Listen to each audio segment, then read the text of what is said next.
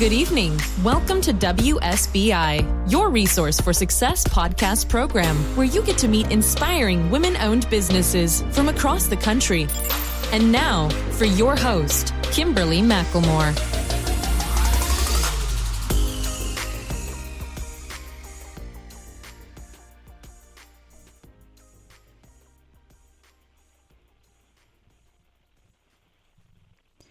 All right, good evening and welcome to WSBI, your Resource for Success podcast program, where you get to meet inspiring entrepreneurs and women-owned businesses from across the country.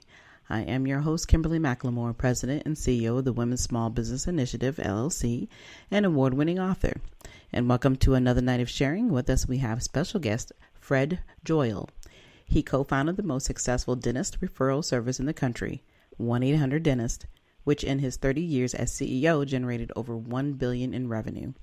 Along with this achievement, he has also been awarded the Conrad Hilton Distinguished Entrepreneur Award by Loyola Marymount University. He has written 2 best-selling books for his industry and also written and appeared in over 200 television and radio commercials. Fred started as an extremely shy person, too timid even to make a phone call, and transformed himself into someone who has done stand-up and improv comedy, spoken to audiences of 5,000 or more, met dozens of celebrities, and just by being bold, found love, joy, passion, and success.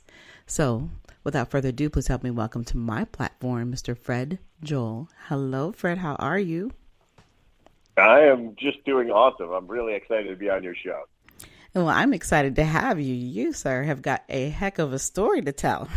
So, I can't wait. If you live long enough and survive, you get a lot of things happen. You are absolutely right, but you are absolutely still here to tell us all about it. But before we dive into that portion of the conversation, why don't you tell my listeners just a little bit more about who Mr. Fred Joyal really is? Yeah, I started as an advertising copywriter. That was the first real career I had. And then I decided I really didn't want to be an employee and wanted to run my own business. And as it happened, a friend of mine had the 1-800-DENTIST phone number. And he said, I think you could turn this into a business. And another friend of mine said, hey, let's do it. And we were young and dumb enough to think we could pull it off. You know, it requires a certain amount of naivete and an ability to live on very little. And so we raised $30,000 from our families, and away we went. And we had no idea for about 2.5 years if it was going to work or not. But it eventually got traction, and we had to basically invent every aspect of the business, which meant we stacked up the mistakes. We just made a series of survivable mistakes, is what we like to say. But over those years, I realized I had to transform my shyness and lack of confidence into boldness if I was going to succeed in business and to succeed in emotional, romantic life and relationships and networking and have a fulfilling life in general. And so that was a lot of what I did, and eventually wrote a book on that once I sold the business about 5 years ago. And it has become my MTP right now, is to help people to achieve the boldness and confidence that can bring them to a fulfilling life. And so that's what my latest book is about. So that's where I am now. But, you know, I love coaching. I coach 4 different entrepreneurs right now, and 2 of them are women with startups. And I really enjoy doing it just because my philosophy is to help them hit different potholes, or not hit them at the same speed I hit them. And, you know, make your own mistakes. You don't have to make mine, because I can guide you around them. But it's really, I admire the chutzpah it takes to start a business, especially as a woman. There's all these unique challenges. Right. Absolutely. Absolutely. But what we're going to do is I want to backtrack because, you told the story about the 1-800-DENTIST. And, for some of us who are a little older, we remember that tune or that commercial. And I was like, wow, to think that here you were one of the originated people who founded this business. And even though you said you guys were kind of young and dumb, I mean, isn't that how a lot of us get our start, is that we really have to believe in who we are and what we're doing, no matter what it is, right? And when we're younger, we don't think about it as being something as stupid, or I guess the word is, we don't really we don't care because we know we can at least bounce back up and start all over again. So, before you said you were working in another business that you hated as an employee, but, when you decided to hang with your friends and you guys decided to start this business, and you said somebody actually had the 1-800 number before you jumped into it. Talk a little bit about that journey prior, about the fact that you were an employee. What was it that stunk about being an employee, and how did you feel that you could actually do something that was going to be more beneficial just for yourself, and then help and encourage other people down the road to do the same thing? So I actually loved the advertising agency business, because I was a copywriter and briefly a creative director. But the career arc wasn't good at all. You made more and more money every year, and you'd change agencies, and then you'd hit somewhere around 50 years old, you'd get laid off, and you'd never be able to get another job. And you'd be making $300,000-400,000 grand, and then you couldn't get a job for 80 grand anymore, and you'd have to go work for some client somewhere for 75,000. Wow. And I saw it happening around me, and I said, okay, I can't let this happen to me. And I also I said, I'm writing very effective advertising, and there's no upside for me if it really works. And I said, so the only way that's going to change is if I'm writing the advertising for my own business. And that became the germination of 1-800-DENTIST, because I created all of the advertising, and it was eventually in the commercials for about 15 years. I was the spokesperson. And also I understood how ad agencies wasted money. And I thought, if we just buy our own advertising, place it with the stations ourselves, we can make deals, and that is really where the profit came from in the business. If we didn't buy media efficiently, we would have been a break-even proposition. Right. So that it was loving advertising and loving writing and creating, but I didn't want to be broke at 50. Right. So I thought I would, So I fixed that. Now I'm broke at 65, so it's easier, Right, but the difference too, 30 years ago, when we think back, we didn't have, the technology we have today. So things were done a lot different, and we all understand that being in business, or for those who don't understand, realize that you can open your doors, but that marketing piece is like crucial to any business, and that seems to be the hardest. No matter what it is you're doing, is understanding how to advertise and market yourself. So you had definitely a leg up, but you enjoyed it, and I think that's the key. Where a lot of times that being in business, we don't always enjoy that part so much. Yeah, and I think the businesses that I coach and have coached, and actually on marketing in particular, the worst thing they do is poor messaging. They are not clear about why they're different, why what they have is unique, and even the verbiage that they use, they're not taking any risk to make themselves sound unique and promote themselves in ways that people dial into their brand as something interesting. I mean, you have to create persuasive marketing, and it's the fastest changing form of communication there is advertising. So you have to be riding that wave. You can sit here, I sat here 3 years ago and said Instagram's a total waste of time to my clients. I don't say that anymore. Right. Now I say TikTok is a waste of time, and next year I won't say that. Right. So and I've seen great business ideas fail from poor marketing, and I've seen average business ideas succeed marvelously with great marketing. Mm-hmm. You know, they take a product that exists. You know, I have friends that created an electric toothbrush. Now, that marketplace was crowded. Right. And they jumped into it, but they marketed themselves so uniquely that they just took off, and they continue to and broaden their product line and everything just because they made their brand interesting. And their competition hasn't figured it out yet. They're just watching these guys zoom up behind them, and right. And they're not changing their messaging to catch up to them. So that it is critical. And, you know, there's a lot of people that come up with a business idea and say, oh, it'll sell itself. Hey, heroin doesn't sell itself, okay? They have to, they give it away, right, to people to get them hooked.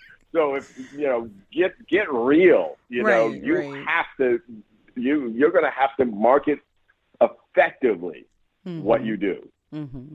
Right. And you're right. And it's no different because, you know, a lot of times when I'm consulting people who are starting a small business, you know, you get a lot of people who think they can cook, and it's like, okay, well, tell me how you stand out. What makes you so different than the next person who says that they can cook, or they have the best chicken, or they have the best this or sandwich or whatever. And you're right. A lot of times people have the hardest time trying to understand how they can convey that message, because the marketing piece is the hardest, because it's one thing to just be able to go in and just start doing the work. You know your products, you know what you're trying to do, but like you said, trying to sell that product, what makes you really stand out is something that people clearly have to think about and really truly struggle with. And so having someone like you, who obviously, you know, like I said, has that background, but now that you're coaching people to understand their business in a whole different format, in a different way. So why don't you give our listeners just a little bit of an example of, you know, how you would do a certain message for somebody who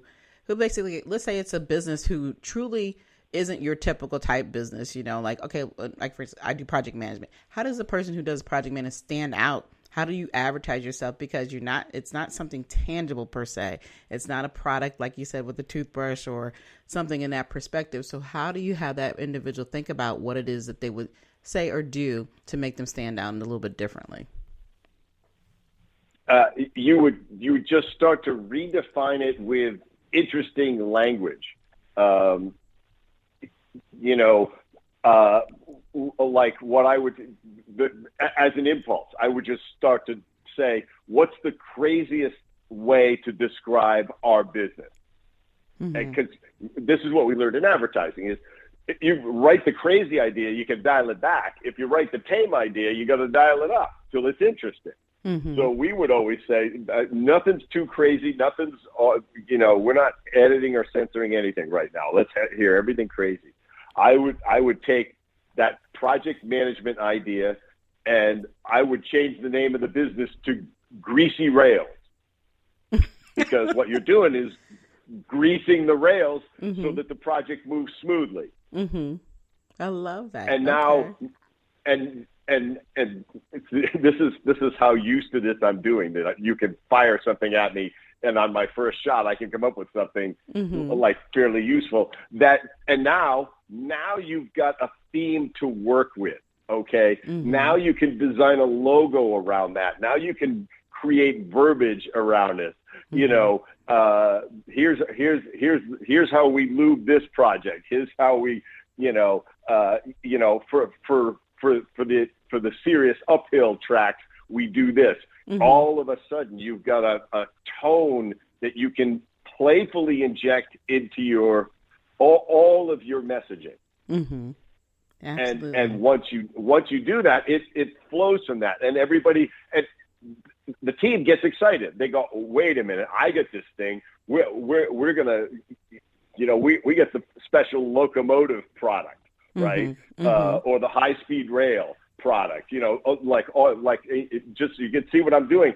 It instantly sparks creativity. Right. And now all of a sudden you've got a brand. Right. And because it doesn't matter how good you are at project managing, because it's not sexy. Exactly. And as tons of it out there. Yes. And so how does somebody decide to use you? And we all decide emotionally and then give ourselves a rational reason for why we're doing it. Mm-hmm. You have to understand that when you're messaging people. Mm-hmm. People are looking for an emotional connection to a brand in some way. If it's funny, if it's pleasant, if it's playful, if it's cheerful, if it's positive, that draws people in. People, they love to throw out, our product worked 38% better. So what? What, right? Yeah, you got any more numbers to excite me with? This is what you do and this is part of how I developed my own boldness was in the ad agency. Is I just started coming up with the boldest possible idea, and then I pitched them boldly. I would get in the client's face and I would just pitch the hell out of my idea. And my enthusiasm for the campaign and the concept is what would say, yeah, we'll do that. Because I could have a great concept, and I go, so anyway, so what we're going to do is we'll have a guy in a chef's hat, and he'll be very enthusiastic, and he'll talk about how he's obsessed with baking bread, and they're like, you can see their eyelids fluttering, right? Because they're dozing off, right? And instead I just jump up and I say, this is a chef, and he's obsessed with baking the best bread, and that's he's a raving lunatic, and that's why your bread is so unique. And they say, really? Can we get a chef like that? I went, hey, we'll cast until we find him. Right. So so that's I've actually given you literally a campaign that I sold to Or Wheat Bread. Okay. Wow. But that's you need to be bold in business. It's kind of why I teach it, because I know it takes boldness to lead. It takes boldness to fail and learn from it, and not retreat and give up. People. The number. There's an amazing statistic about restaurants. 80-something% of first-time restaurant owners fail. 75% of them succeed with the second restaurant, but only 60% of them try after the first one fails. Right. So they flip the odds completely by just taking another swing at it. And so, it takes boldness to take a beating in the marketplace and go, all right, where's the information? Exactly. I'm wrong, but somewhere in this I'm right. Or something's right. The marketplace told me I was wrong, but what did they mean by that? And that's the other thing about business is, like, you got to listen to the marketplace. Don't just listen to yourself and your family. Right. You may be in love with something, but the marketplace is going to tell you what it wants. Don't try to solve a problem that 10 people have. You're getting a problem that 10 million people have. And then you're going to talk about how you solve the problem. People who are with project management, they're looking for some greasy rails to get that project going. Right. Rather than make it more complicated to manage it. Right. I love that concept. You and I are going to talk about a little bit more afterwards. Right.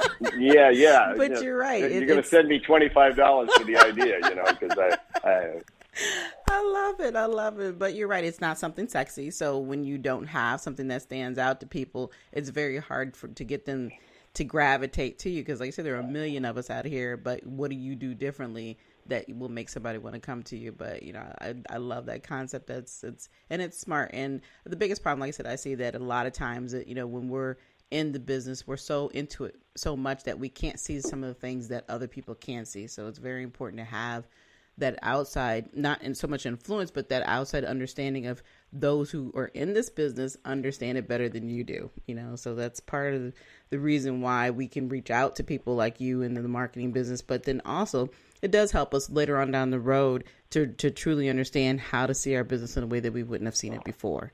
So definitely love this portion of our conversation, but now I really want to dive into a little bit about your books. But before we get into the books, you said, when I read your profile, you used to be very timid. And, of course, obviously now that I'm talking to him, like this man could have not been timid in any way, shape. You did stand up and comedy. I'm like, really? So how did you really, give yourself that, permission, I guess, to feel that freedom to just, to be who you really needed to be? Well, I saw what bold people were doing, and I thought, why are they like this? I mean, why don't they experience rejection like I do? Why do, and I saw how doors would swing open just because they would try the doorknob, it literally and figuratively. And I thought, I'm going to emulate this. As painful as it is for me, I'm going to do it even though it makes me uncomfortable.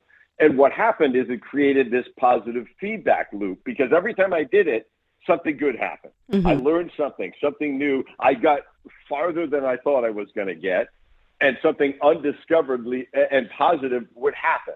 So I said, I'm going to make this my default mode, and just kept expanding my confidence and boldness, just trying stuff that, like stand-up and improv comedy and acting mm-hmm. classes, all this stuff that, I would be in a flop sweat trying initially, but then I just got good at it. And now I can walk on a stage with 5,000 people mm-hmm. and no material, and the projector cannot work, and the lights could flicker, and my fly could be down, and everything, and I'll roll with all of it. Right. Just because I built up my boldness muscle over time. And that's mm-hmm. in the book, that's what I created, is a systematic way where you can do it much faster than I did. Instead of 30 years, you can do it in 90 days mm-hmm. and then have a systematic way to keep growing it and have the tools when a situation comes up and you go, like, I'm hesitating here. I got to stop myself from hesitating. I need to act. You know how to do it, right? Because I've taught you how to do it, and you just power through, and that's where the good stuff happens. Mm-hmm. Wow. And like I say, you have the two books. So you talked that you have the one that's on the coaching, and what are the titles of both of your books? So the two books I wrote for dentistry are Everything is Marketing and Becoming Remarkable. So they're for the marketing for the dental industry. Mm-hmm. My latest book is called Super Bold.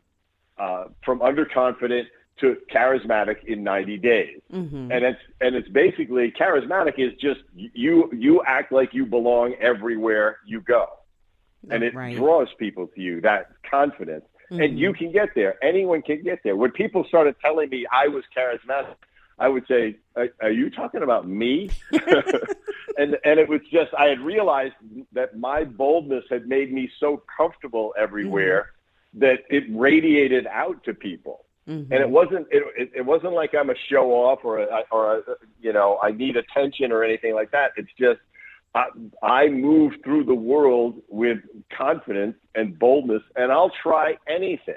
Mm-hmm. And nothing gets labeled as going wrong. Like I said, if something goes wrong on stage, and I'll give you my favorite example of a friend of mine, because you're talking to women entrepreneurs. Mm-hmm. She's on stage, got 1,000 people in the audience. Now, she's a great speaker. She breaks her high heel on stage.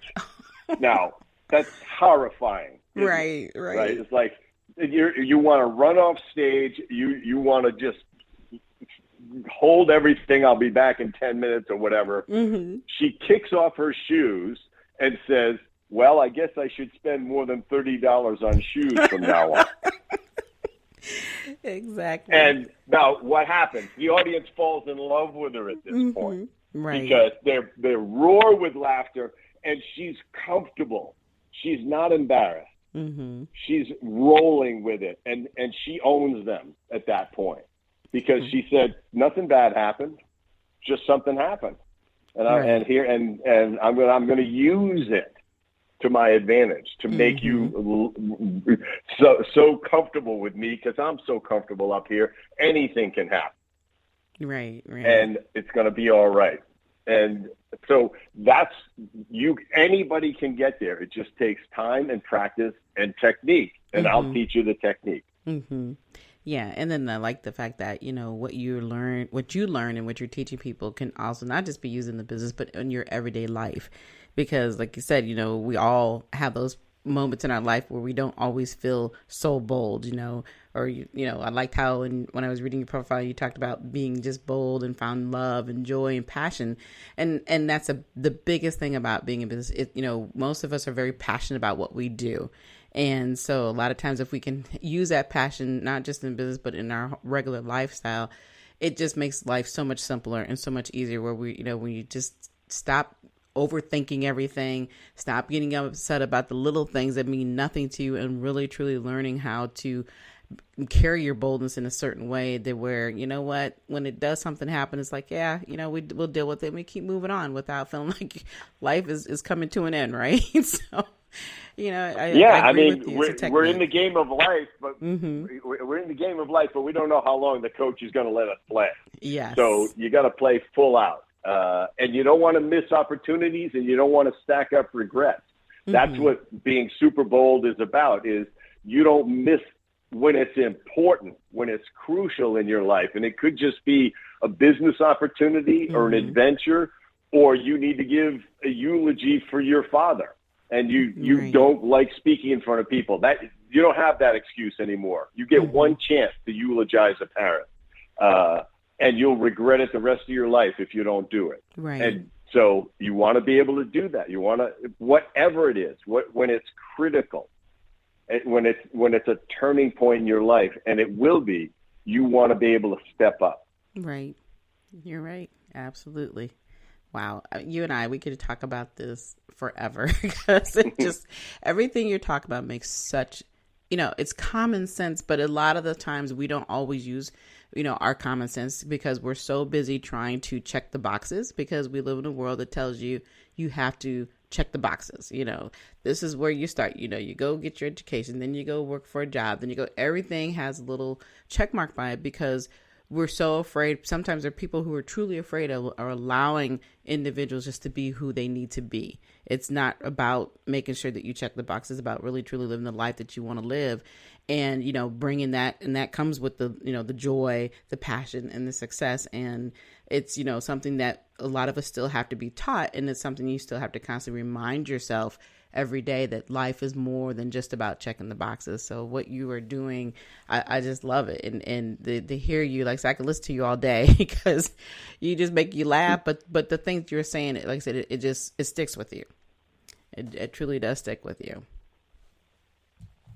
That's great. That is why I'm passionate about this message, because I think it's so critical to a satisfying life.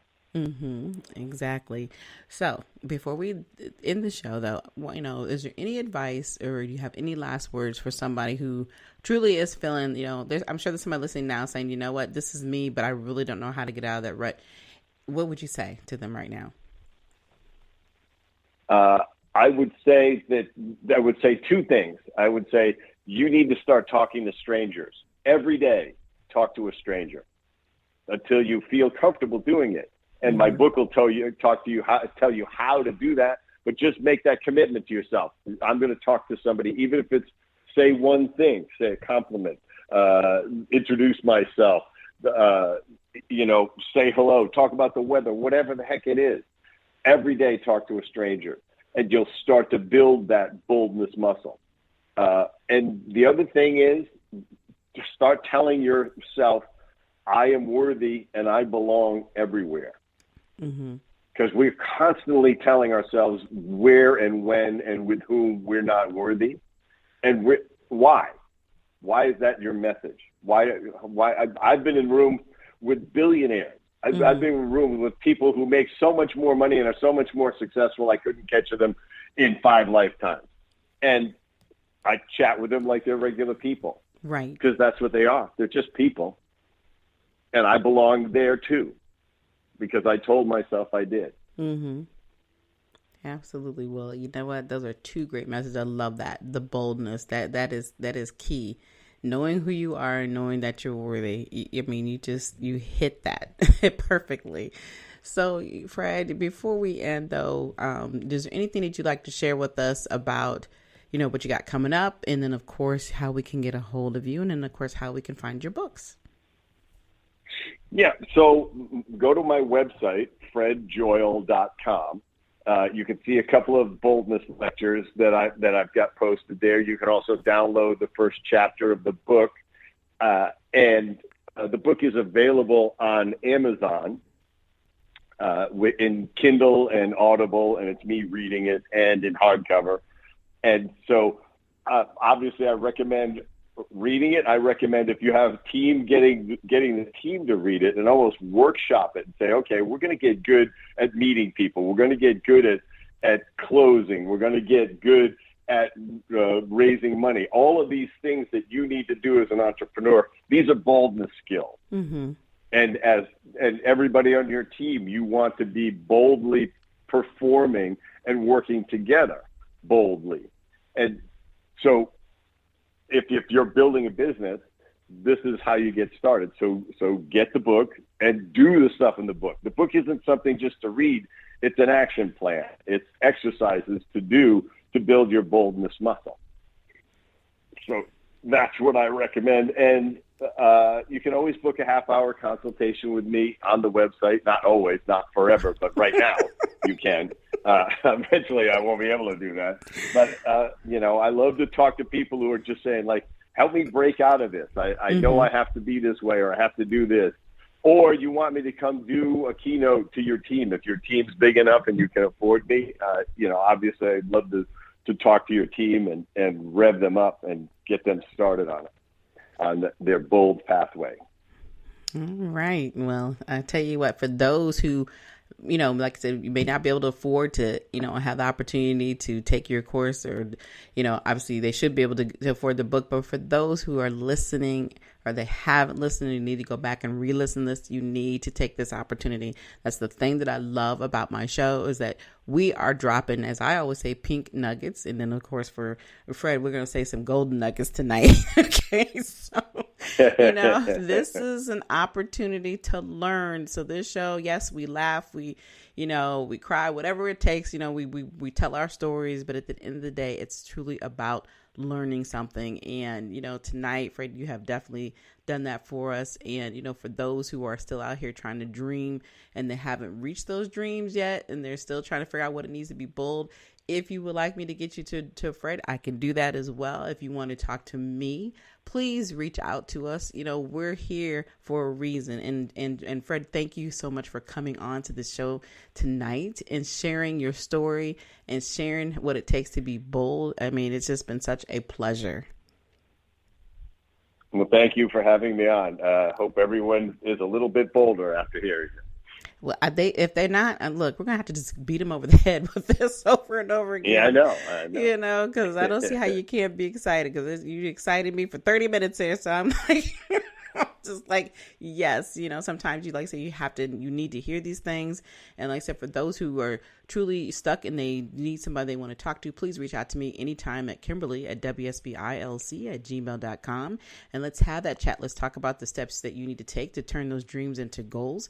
And of course, if you want more of your resource for success, we do accept monetary donations to support the podcast, now accepted on Cash App, PayPal, Good Pods, Tip Jar, or you can go directly to the website at www.wsbilc.com. And again, we would like to thank you all for listening to us tonight. We will be back next week with more amazing guests. Be sure to follow us on iHeartRadio or wherever you listen to your podcasts. But until then, enjoy the rest of your evening, and good night. Good night, everyone. We will be back next Thursday evening at 7 p.m. Follow us on Spreaker, www.spreaker.com/user/WSBI. View our new WSBI website anytime at www.wsbillc.com and on Facebook, Twitter, YouTube, LinkedIn, and Instagram.